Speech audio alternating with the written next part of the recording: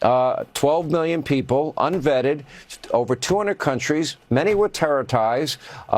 We keep reading that Iran may have tried to initiate sleeper cells in this country. How grave a threat is this right now? Well, Sean, I think you put your finger on the real X factor, and that's the 10 to 12 million illegal aliens who flooded into our country under Joe Biden.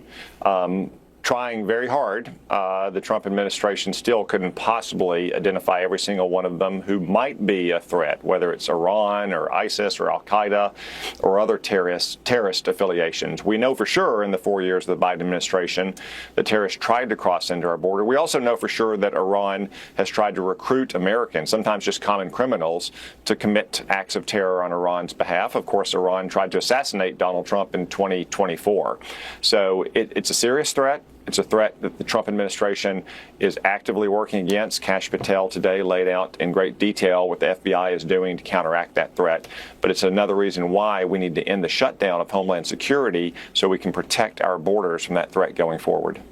Well, you're in the cloakroom. You talk to Democratic senators. Is there any hope that they're beginning to see the light, that they created this threat and now they're creating a greater threat? And now the people that are showing up to work in fewer and fewer numbers are not being paid, and people are now waiting 5 hours online just to get on an airplane?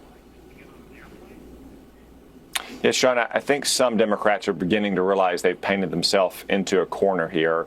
It's not just Customs and Border Patrol or immigration enforcement or Homeland Security investigations. It's also the Coast Guard and probably most notably in most normal Americans' lives, the TSA. And you've seen the video, as have your viewers, of lines going back hundreds and hundreds of yards, taking hours to get through airport security. That's because the Democrats want to defund the police, the brave men and women who are enforcing our immigration laws. They understand, though, that now they're between a rock and a hard place because their radical left insist on defunding the police. Normal Americans just want to be able to get on their flights. They want their borders to be protected. They want our coast to be guarded.